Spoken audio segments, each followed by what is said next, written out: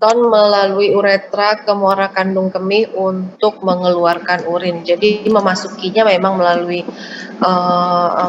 uretra ya, masuk ke kandung kemih dengan tujuan untuk mengeluarkan urin.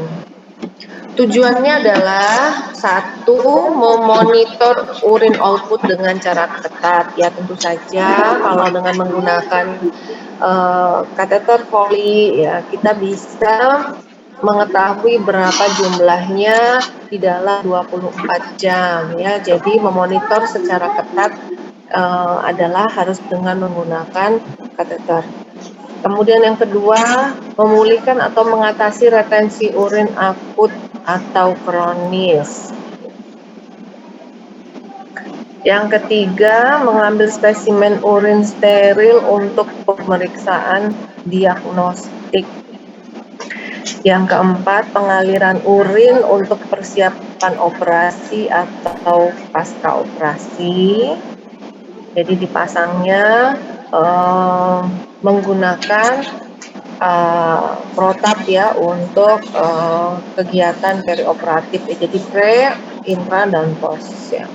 Dan menentukan jumlah urin sisa setelah mixing. Ada beberapa indikasi di dalam pemasangan kateter urin ya. Yang pertama,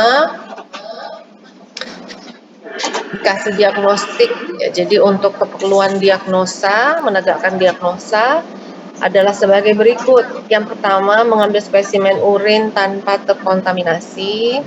Kemudian monitoring. Oleh sebab itu, maka pemasangan kateter urin harus menggunakan prinsip steril ya. Monitoring dari produksi urin atau urin output sebagai indikator status cairan dan menilai perfusi renal ya. Kalau kita masih ingat tentang anatomi fisiologi serta patofisiologi ya, apa yang menyebabkan terjadinya penurunan urin atau urin output, itu salah satunya adalah adanya satu masalah prarenal ya. Jadi untuk menilai perfusi renal atau prarenal ya, apakah renal mendapatkan perfusi yang adekuat ya. Kalau tidak adekuat maka sudah pasti indikasinya adalah urinnya berjumlah kurang ya. Kemudian indikasi diagnostik lainnya adalah pemeriksaan radiologi pada saluran kemih.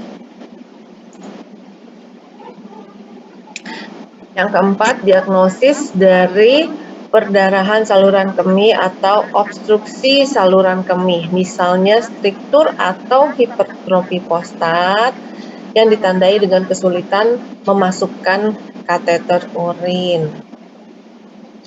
Kemudian yang berikutnya adalah indikasi terapi. Nah, kateterisasi uretra atau kateter ya melalui uretra digunakan sebagai terapi pada kondisi berikut. Satu, retensi urin akut misalnya pada BPH ya. Misalnya adanya bekuan darah dan gangguan neurogenik. Yang kedua, ada obstruksi kronik yang menyebabkan hidronefrosis serta tidak dapat diperbaiki dengan obat atau tindakan bedah. Jadi bisanya dilakukan kateterisasi urin. Yang ketiga, inkontinensia yang tidak tertangani dengan terapi lainnya. Inkontinensia urin tentunya ya, yang tidak tertangani dengan terapi lainnya, yang juga dapat menyebabkan iritasi pada kulit sekitar kemaluan. Yang keempat, inisiasi irigasi kandung kemih berkelanjutan. Yang kelima, dekompresi intermiten pada gangguan kandung kemih neurogenik. Yang keenam, pemeliharaan kondisi hygiene atau sebagai terapi paliatif pada kondisi pasien yang memerlukan bed rest dalam waktu lama. Dan yang ketujuh adalah tindakan bedah urologi. Kontraindikasinya, kateterisasi uretra dikontraindikasikan pada pasien dengan gejala trauma pada traktus urinarius bagian bawah, misalnya terjadi robekan pada uretra. Ya, pada keadaan ini tentu saja menginsersi kateter akan sia-sia ya. Justru dengan adanya robekan pada uretra, kemudian kita paksa untuk insersi akan memperberat keadaan pasien ya, atau memperburuk. Yang kedua, kondisi ini dapat ditemukan pada pasien laki-laki mengalami trauma pelvis atau straddle tap injury. Nomor 2 ini menjelaskan yang nomor 1 ya. Straddle tap injury, gejala yang dapat ditemukan pada pemeriksaan fisik adalah ditemukannya prostat yang meninggi atau edema, hematom di perineum, dan keluarnya darah pada lubang uretra. Kemudian apabila kondisi tidak ditemukan, maka harus dilakukan pemeriksaan uretrogram untuk menghindari terjadinya robekan pada uretra sebelum dilakukan pemasangan kateter. Ya, jadi selain adanya indikasi, tentu ada kontraindikasi atau keadaan bagaimana yang tidak boleh dilakukan pemasangan kateter urin.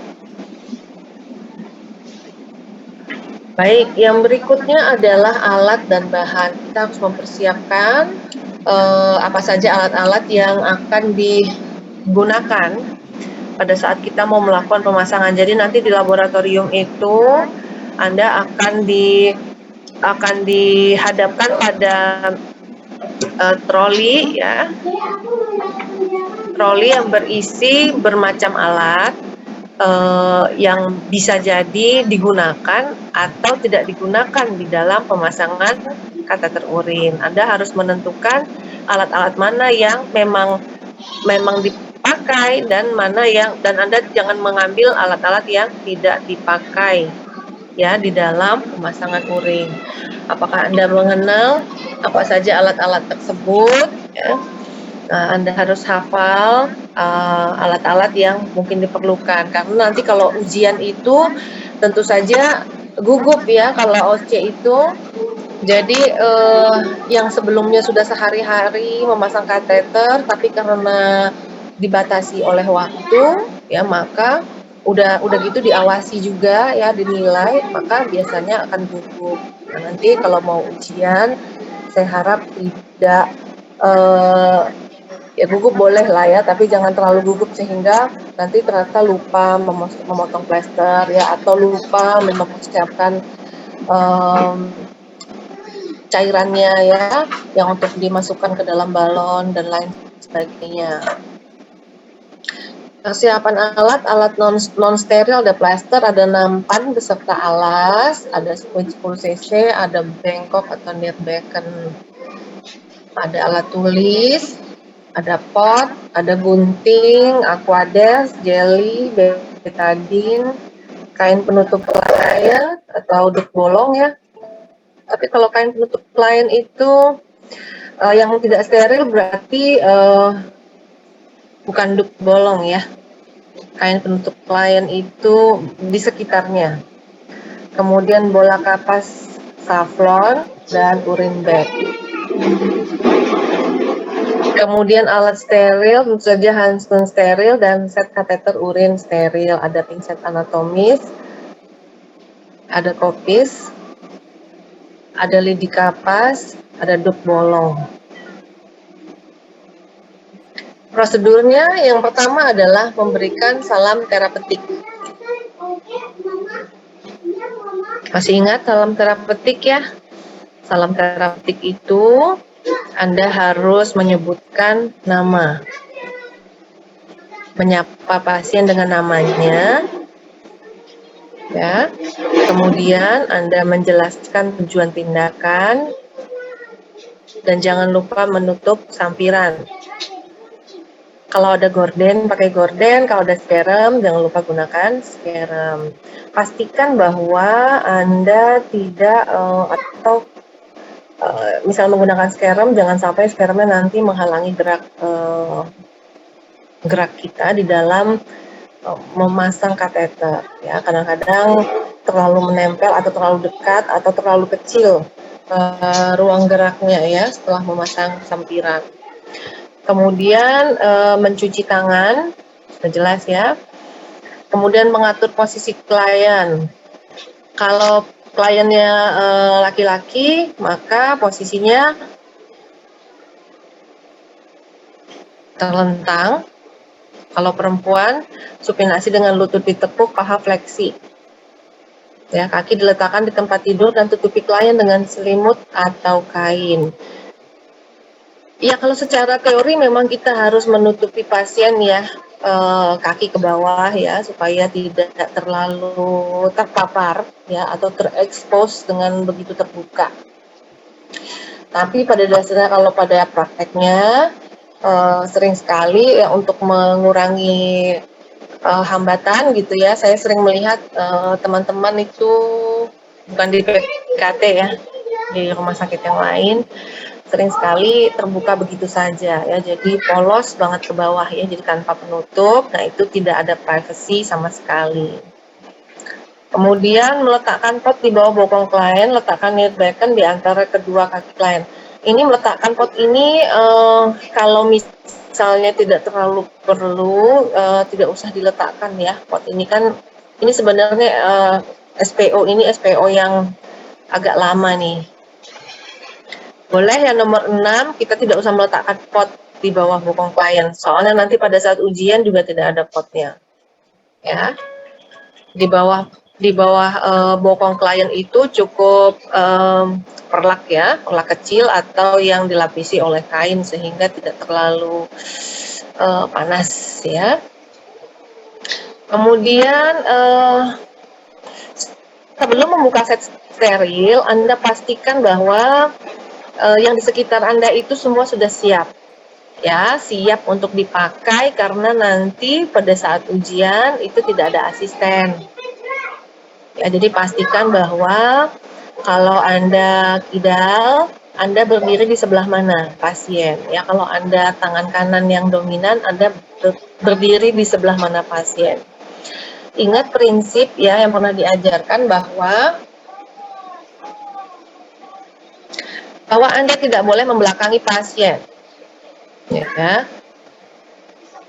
Jadi Anda harus bekerja menghadapi atau berhadapan dengan pasien. Jangan sampai letak troli atau peralatan itu membuat Anda membelakangi pasien.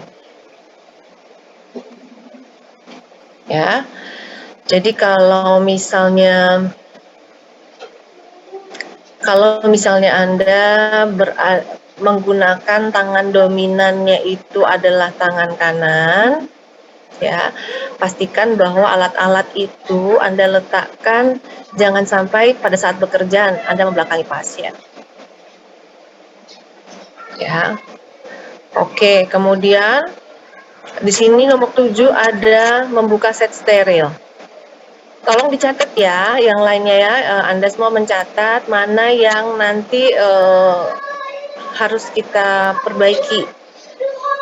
Ya, saya lihat ini saya dikasih Bu Nilam SPO ini, sepertinya ada yang harus diperbaiki deh. Oke, membuka set steril, atur alat steril dengan menggunakan pinset. Buka penutup kateter, letakkan kateter pada alat steril. Kalau di laboratorium itu kita masih pakai korentang.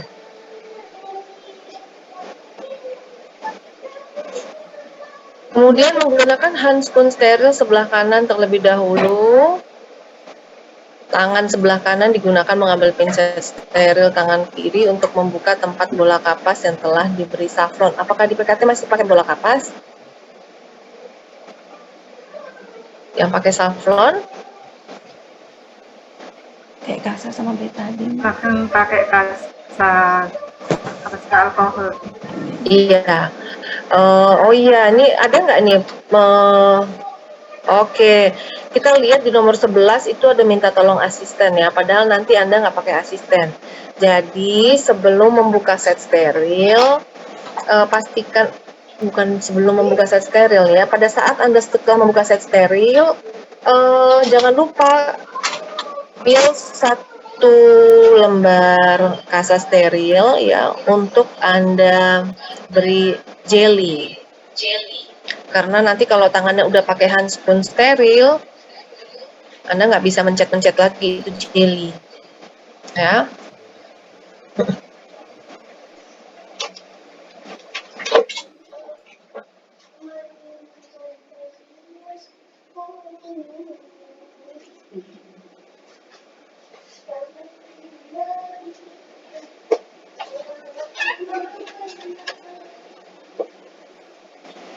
Oke, jadi nanti pastikan bahwa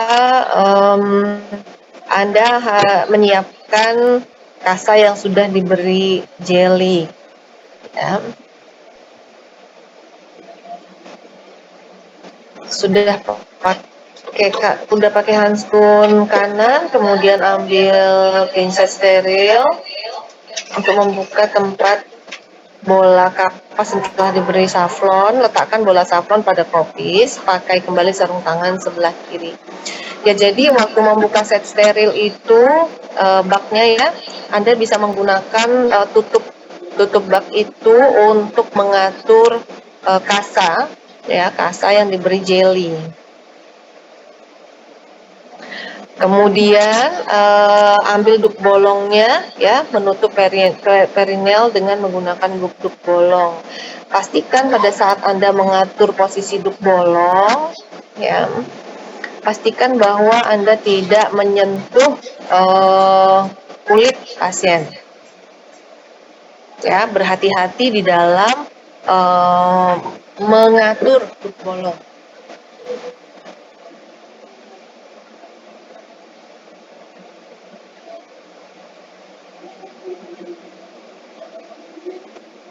Oke. Kemudian nomor 10, memegang glans penis dengan memakai tangan non-dominan. Ya. Kalau Anda sudah memegang glans penis dengan tangan non-dominan, berarti consider tangan kiri Anda itu sudah non-steril. Ya, jangan sampai nanti tangan kiri itu memegang-megang alat yang steril. Ya. Nah, kemudian membersihkan glans penis dengan glans penis sekitar meatus urinaria dengan betadine, jaga agar tangan dominan tetap steril. Ini kadang-kadang sulit untuk dilakukan kalau di lapangan ya, tapi kalau di lab mungkin masih bisa lah dilakukan ya, karena pasiennya kan manekin ya, sehingga pasiennya still gitu atau tetap atau tidak bergerak. Nah, jadi ini masih bisa dilakukan ya pada saat Anda membersihkan glans penis itu, pastikan bahwa tadi sudah disiapkan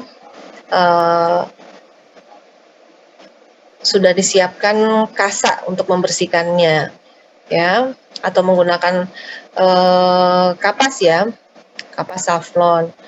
Kemudian usapannya jangan lupa untuk menggunakan prinsip 1 kali usapan.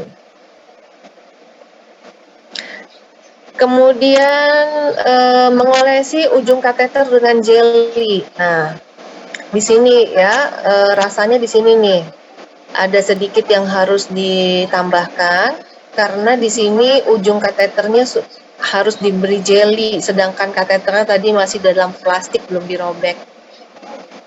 Ya, di situ harusnya memang kalau masang sendiri sudah dipersiapkan ujung kateternya itu sudah terbuka.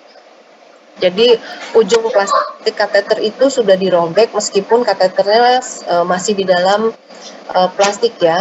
Jadi waktu plastik pembungkus kateter itu dirobek, letakkan kateter tersebut ya di tempat yang steril, pastikan gitu ya. Atau kalau memang tidak bisa menjaga ujung kateter tetap steril, maka harus di awal itu sudah membuka kateter ya, membuka kateter, kemudian Anda sambungkan dengan urine bag ya, tapi memang harus dipersiapkan banget. Bu, maaf Bu, yang di nomor 7 itu bukannya kita sudah membuka set steril itu ya Bu ya? Maksudnya itu apa Set steril itu bak steril itu, Mbak Rida. Oh, itu bak steril ya Bu ya? Bukan alat kateter itu ya Bu, bukan ya? Sebetulnya sebelumnya itu sudah memang harus disiapkan, karena kalau ini membuka set steril itu kan nanti di situ ada kom ya, ada kom untuk diisi betadine. Iya. ya. Nah, itu kan komnya steril. Jadi di situ mahasiswa harus menuangkan betadin ke kom steril ya. Kemudian nanti itu harus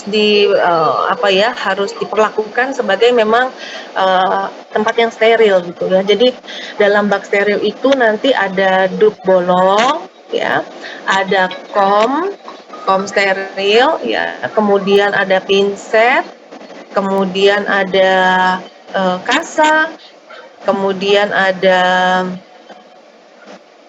kalau memang sudah dirobek kateternya bisa disiapkan di dalam bak sterilnya, tapi biasanya kita jarang seperti itu.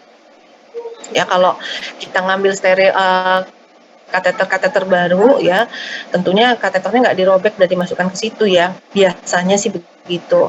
Tapi nanti kalau Anda di lab ya, memang ini harusnya kita latihan di lab ya.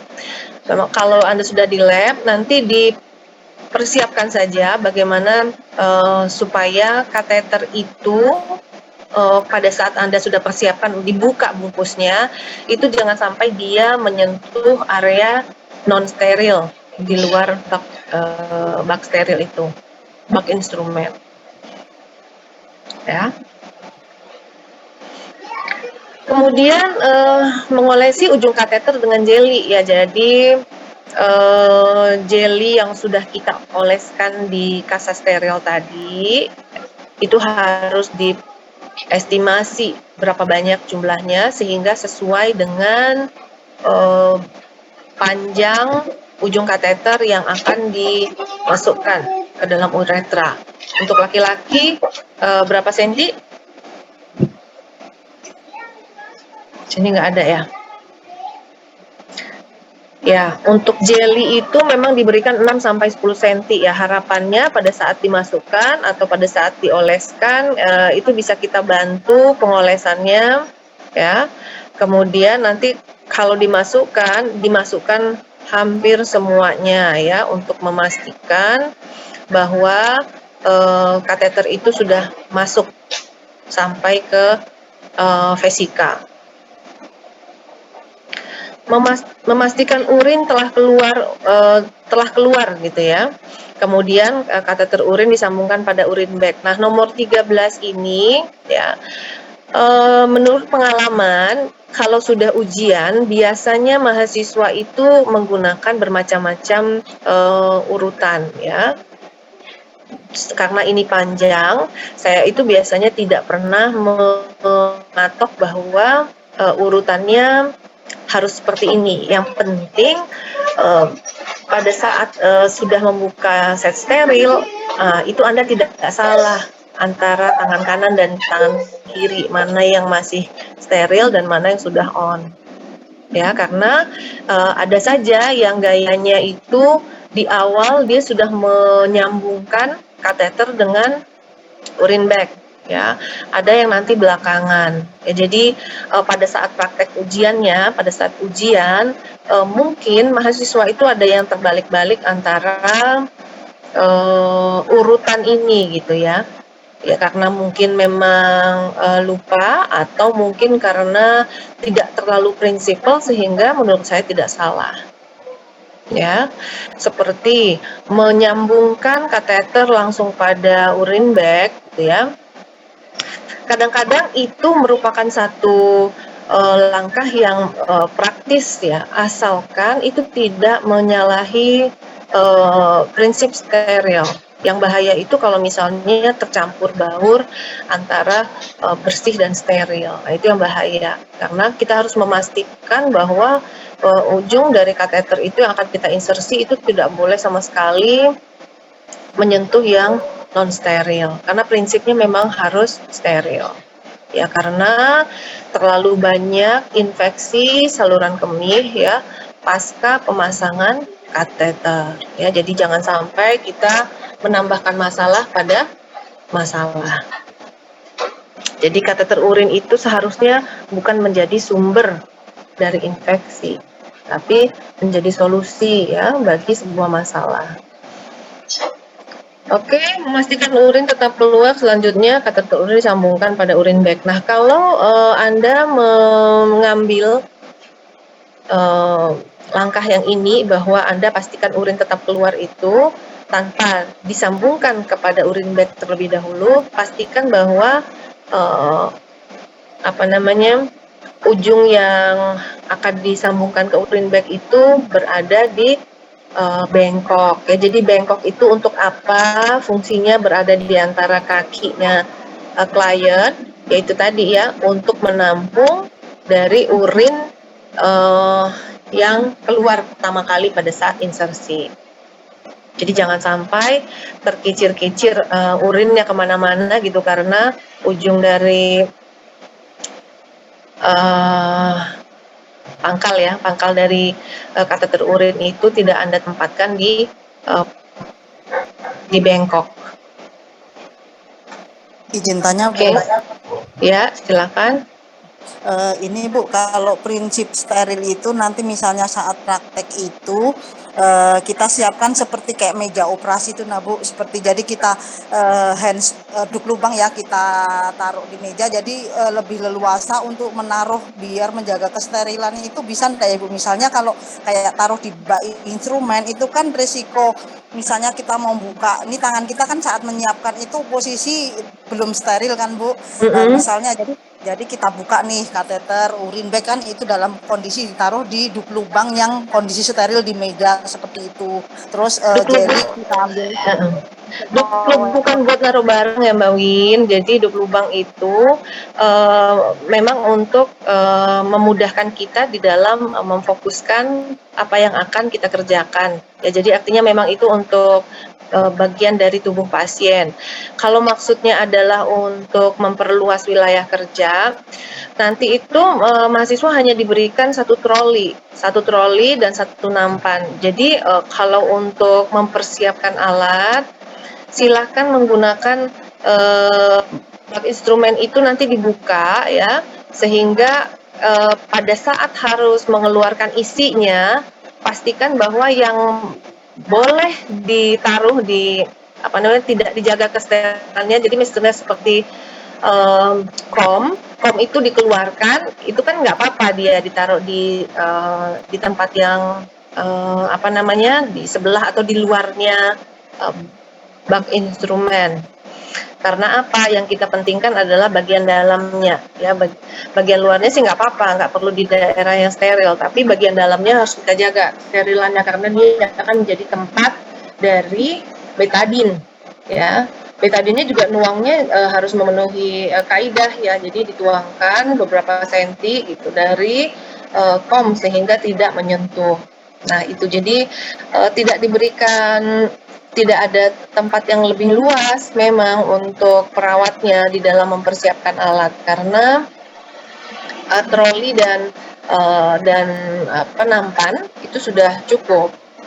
Karena yang nanti ada di dalam bak instrumen itu adalah yang harus tetap di sana itu adalah kasa steril ya, kemudian pinset itu pinset steril ya. Nanti menggunakan korental kita ngambil 2 pinset itu ya, untuk membantu kita di dalam memegang kasa steril untuk membersihkan glans penis. Ya, nanti Anda berapa hari ya ujiannya ya? 2 hari Bu. Menjadi 2 kelompok ya. Nanti saya usahakan memang sebelum ujian OSC gitu ya, saya usahakan untuk mahasiswa bisa melihat bagaimana kalau menggunakan urutan ini. Ya, kami dulu punya videonya ya, mahasiswa juga yang melakukan di laboratorium, tapi entah sudah kemana-mana ya, atau apakah waktu itu mau diedit atau bagaimana sehingga tidak ada. Tapi nggak apa-apa, nanti sebelum ujiannya Senin atau Selasa ya Mbak Rida? Ada yang Senin, ada yang Selasa Bu. Oh, ada yang Senin, ada yang Selasa. Iya Bu. Jam berapa Mbak Rida? Kalau yang Senin itu jadwalnya jam 9 sampai jam 12. Oke. Yang Selasa Selasa itu, sama ya? pagi sama sore Bu. Yang Selasa yang pagi jam 9 sampai jam 12, yang siangnya itu jam 1 sampai jam 4. Jadi ada 2 kelompok Bu yang hari Selasa Bu.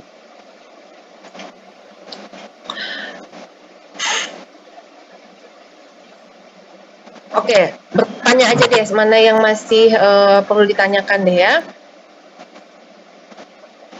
Kemudian nomor 14, melakukan fiksasi dengan cara memberikan injeksi Aquades ke dalam polikateter.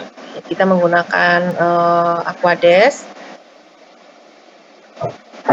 ke dalam polikateter untuk mengembangkan balon kateter ya. Jadi fungsinya dari fluid 10 cc yang tadi sudah disiapkan adalah untuk mengembangkan balon ya.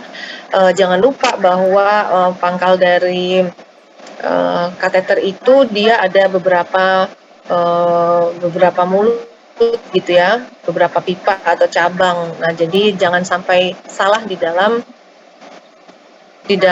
memasukkan ya, ada yang satu buat sambungan ke urine bag, ada yang satu untuk mengembangkan balon ya. Kadang-kadang dan sering sekali mahasiswa saking gugupnya salah ya mau memasukkan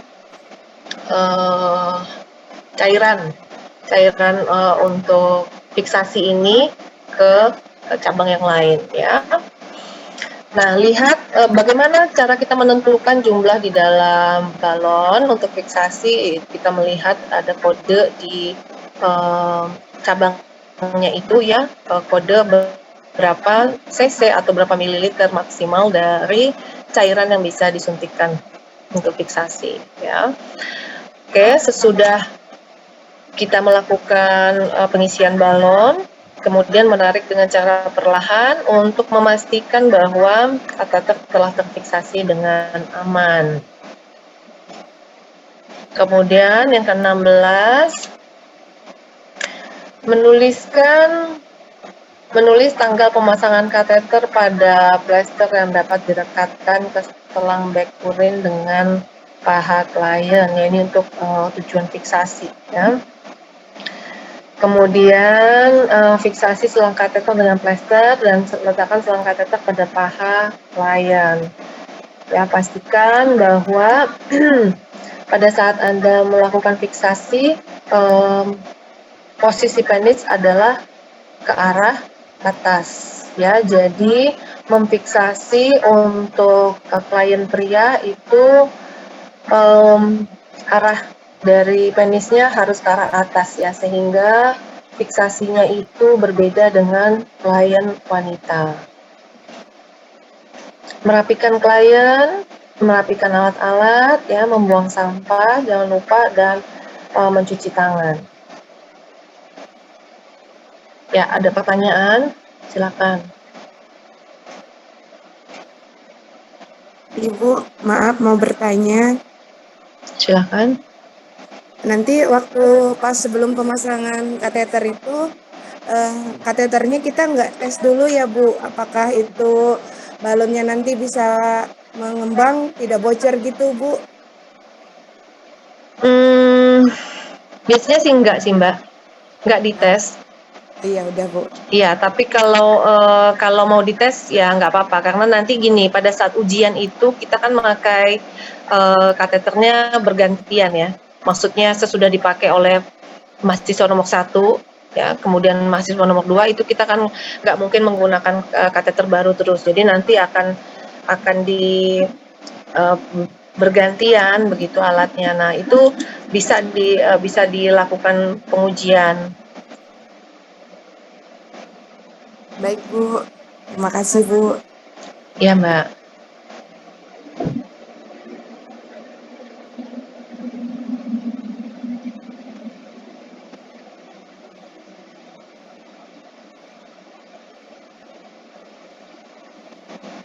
Yang nomor 9 jangan lupa ya, karena sering sekali sesudah semua terpasang baru melihat bahwa ternyata duduk bolong masih di dalam bak steril ya, lupa dipasang ya.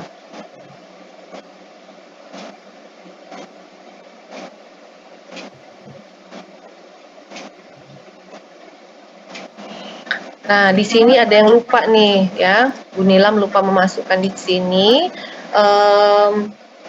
proses atau apa yang dilakukan setelah memasang kateter ya. Yang dilakukan setelah memasang kateter adalah melakukan evaluasi ya.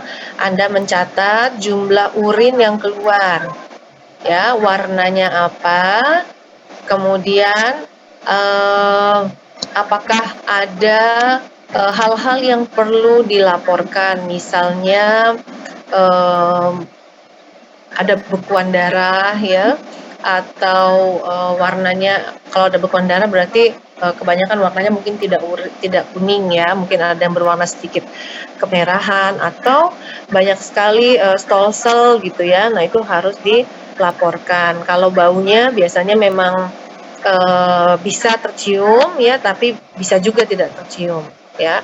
Jadi yang Anda catat adalah jumlah, warna, kemudian apakah ada stolsel atau ada benda asing ya, atau ada buih ya, dan lain sebagainya. Kemudian evaluasi respon klien ya, apakah klien merasa kalau tadinya terjadi retensi urin, setelah dipasang kateter, apakah dia merasakan nyerinya berkurang, ya, atau malah dia merasa semakin sakit gitu ya, semakin nyeri. Nah, itu kita harus mengevaluasi apa yang terjadi, ya.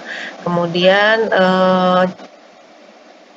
jangan lupa juga tuliskan tanggal dan waktu pemasangan, ya, itu untuk dokumentasi lah.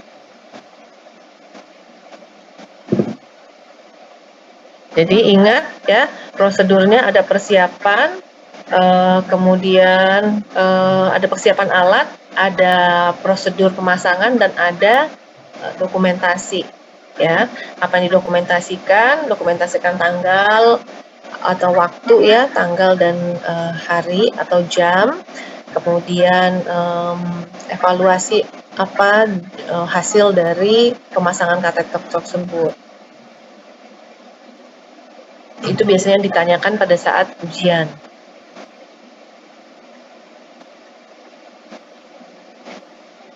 Di sini ada lidi kapas ya, tapi di dalam sini malah nggak ada lidi kapas.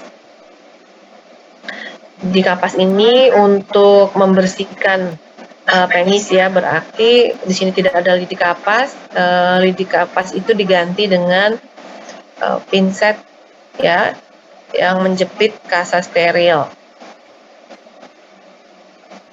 untuk membersihkan penis.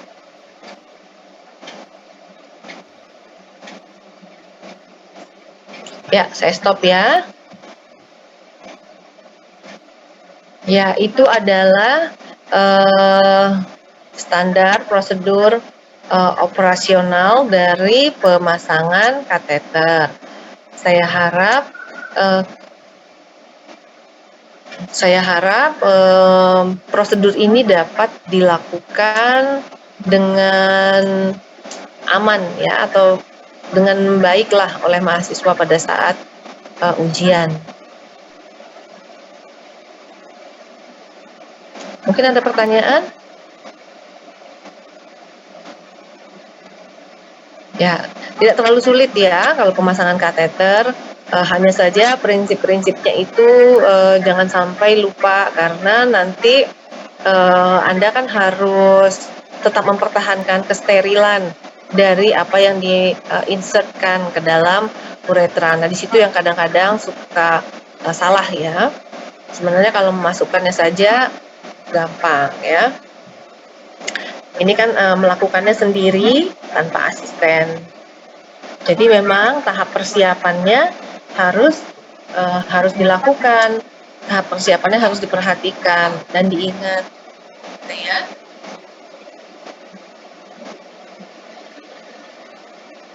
Oke, kalau tidak ada pertanyaan, terima kasih sudah bersedia hadir di Panum malam ini. Insya Allah pada hari Senin kita akan bertemu langsung untuk menguji ingatan dan pemahaman tentang pemasangan kateter urin. Semoga semua lulus dengan baik ya, sehingga tidak perlu hair. Karena kalau kurang dari berapa persen gitu ya, biasanya memang harus dilakukan hair. Nah, kalau hair kan berarti harus ada waktu lain ya. Takutnya Anda harus pulang kembali ke Bontang begitu ya. Kalau hair kan tidak bisa satu-satu, jadi harus nunggu yang lain juga udah selesai atau belum. Ya, karena kalau membuka waktu lagi untuk dilakukan hair, berarti dosennya harus menyiapkan slot waktu sendiri ya. Karena Senin Selasa itu untuk kateter, bukan untuk kateter ya, untuk berapa orang mahasiswa ya. Kemudian nanti dilihat berapa orang yang mungkin tidak memenuhi syarat. Dan lagi itu ada 12 prosedur ya. Ada 12 tase ya Mbak Rida ya. Iya Bu. Nah, ada 12 tase, mungkin bukan cuma di kateter urin saja ya, yang ada yang belum lolos. Mungkin si A misalnya, dia tidak memenuhi syarat berapa persen untuk lulus di pemasangan EKG misalnya. Kemudian di kateter urin juga dia tidak memenuhi syarat ya. Kemudian nanti di SDKI 3S itu misalnya dia juga nggak lolos. Nah, berarti kan ada tiga prasat yang dia harus hair, nah gitu. Jadi harapan saya sih nggak ada yang hair gitu ya. Kalau lupa sedikit ya, yang penting jangan sampai kurang dari yang dipersyaratkan. Oke, baik. Terima kasih atas kehadirannya, Mbak Rida. Terima kasih juga untuk, muka saya nggak kelihatan. Iya Bu. Terima kasih untuk kehadirannya dan terima kasih untuk fasilitasinya ya, sehingga Panu malam ini bisa berjalan dengan lancar, dengan baik ya. Semoga hari Senin kita bisa bertemu dalam keadaan sehat, lancar, tidak ada kurang satu apapun ya. Terima kasih semuanya. Mohon maaf bila ada kesalahan dalam penyampaian. Billahi taufiq wal hidayah. Assalamualaikum warahmatullahi wabarakatuh. Waalaikumsalam. Terima kasih Bera. Terima kasih semua. Izin live ya. Iya Ya, Bu.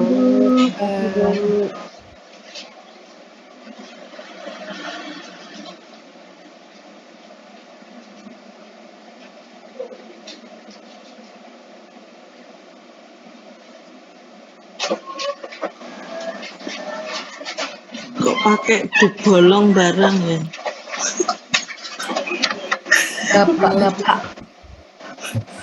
Ditaruh di peri analnya ya,